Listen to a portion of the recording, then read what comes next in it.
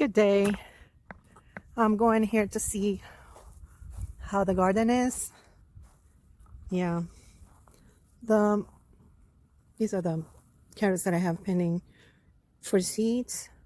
I'm trying to see if there's some kind of weird stuff. See if there's anything that perished with the 2 days of frost that we had. Onions are not growing as I expected, but they're still alive. I added some compost about 2 weeks ago, and this weekend I'm going to add some fertilizer. Yeah, they're not growing as good as I thought, but let's see. There's leeks and onions in this bag.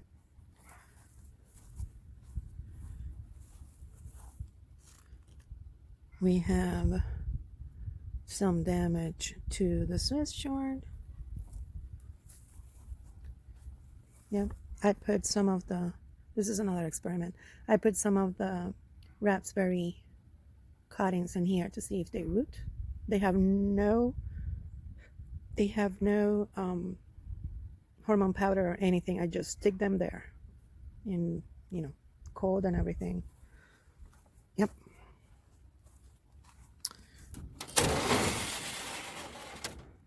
Yeah. It's been difficult for the cilantro. It's too cold. I have more raspberry cuttings in here. Looks like some are and some are not growing, but it's okay. I'll take whatever grows because I didn't know what I was doing when I cut them. So, yep. We still have the culantro and some leeks in there. Eucalyptus, the lemon, banana tree, bay leaves. They're still kind of alive. The aloe. Yep. Some seedlings for 2 different kinds of kales. In here, I'm going to plant some beets, and in here, I'm going to plant some rutabagas. Just an experiment inside of the greenhouse. I haven't pruned the I haven't pruned the muscadines yet. Yeah, this is a must in the next couple of weeks. I can't get to spring without organizing this. Yep. The red Russian kale is suffering a little bit with the cold, but it's still alive. And some of the curly kale too. Some of the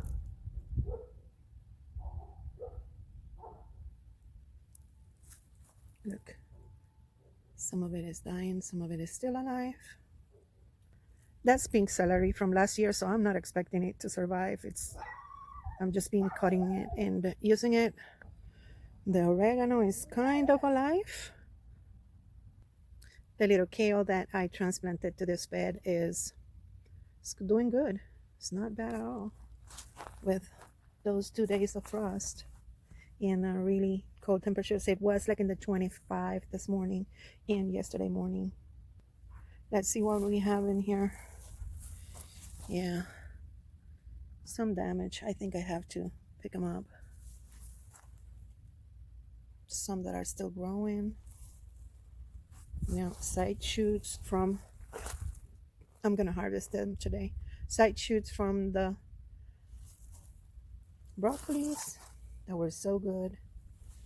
Some of them are suffering, but still some side shoots. This one I'm going to take the side shoots and take the plant out. It's already getting damaged.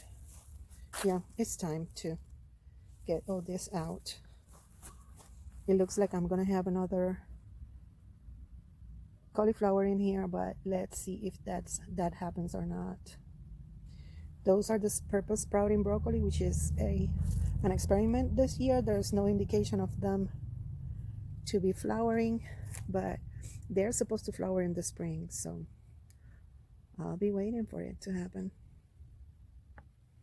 The other bed, yeah, there's some damage in here. I have to clean all this, and that's gonna happen next week. The giant kohlrabi is still growing.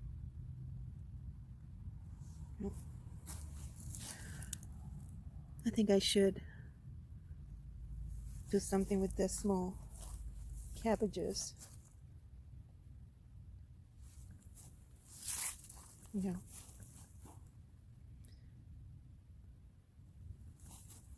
Purple cabbage. Another purple. And there are. Yeah. Let's see the last brassica bed. Well, not the last. I still have some brassica somewhere else, but have still the giant broccoli growing. Some small broccolis. This is ready to harvest. Yep. Some other type of cabbages. This is Bromwich, red cabbage. The other side is where the small ones are. This is the second wave that was planted. Some are already growing. Some I'm not sure if they're gonna make it, but they're gonna stay there. They have nowhere else to go. You see those two small kohlrabis? They're staying really small. So maybe it's just the cold temperatures. Then we have this other bed which has kohlrabis and all other cabbages. This is the second one that was with the other wave that was planted. So hopefully we have this later when the temperatures warm a little bit. This is a disaster that I have to take care of. This was a failure. No English peas for me this year. Not even one. I didn't even try them. I think I saw like 3 pots and they disappear. So have to take care of that. Salsify, I'm going to try it this week to see if I can make a recipe with it and tell you how that goes. Yep, the Swiss chard are still alive. This bed is already ready for planting in the spring. As you see, I have to take desperate measures because the digging animals are too much for me. So still have a lot to do before spring. Go to the other side. It's really cold outside today. I have some voluntary lettuces in here, so I'm waiting to see if they develop. So yeah, on the other side there's just one kohlrabi there.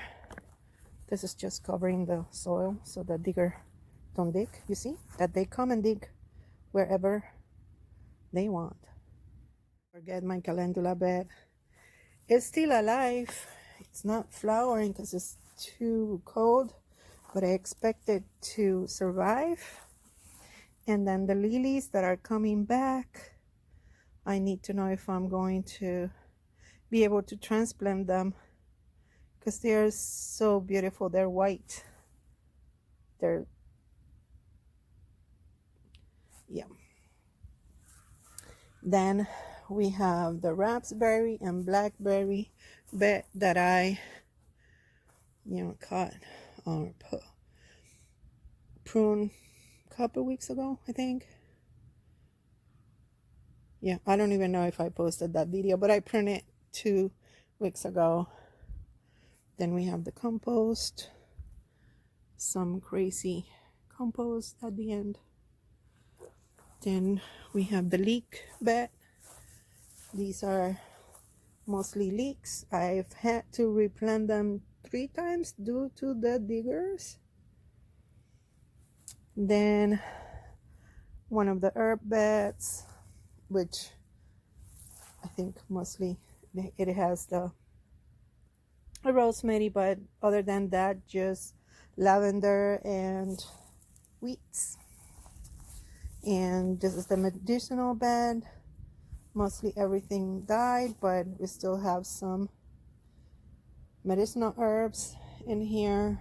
I'm going to revive this in spring. Now I'm going inside. Look at how our inside garden is growing. Do you remember that I saved or overwintered 3 pepper plants from the garden back in, I think it was November. There is a video on that. This is one of them. Look how beautiful that plant is. I'm going to show you the second one. This one, I think it's not going to make it. It grew some leaves, but then they dry out. So I'll keep taking care of it, but I have no hopes with it. And then this is the third one. It's even trying to flower already. Look.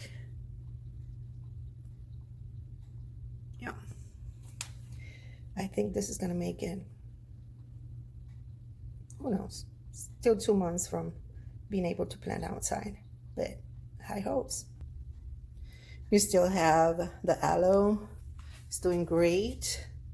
The little babies are growing too, so I'm gonna have more than one coming spring to plant outside. That's good for fertilizer too. I'm gonna make a video on that soon. Then here we have the culantro. That's doing really, really good. Really, really good. I didn't thought that was gonna grow inside, but it is.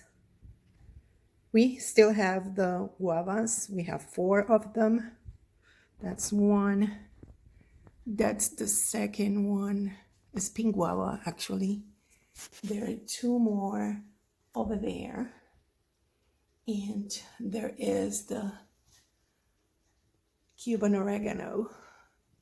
From this Cuban oregano, I'm going to grow the ones that I'm going to add to the beds. This is one of the aromatics that I like to add to the beds, trying to combat the bugs.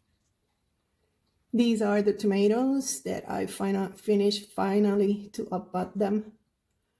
They're under that small grow light.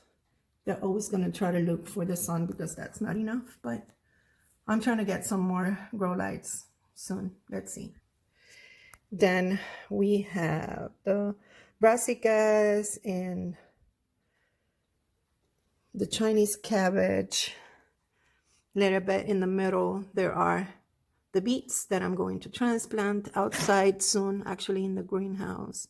There are more brassicas up there and green cabbage. I'm sorry, green Chinese cabbage and some broccoli.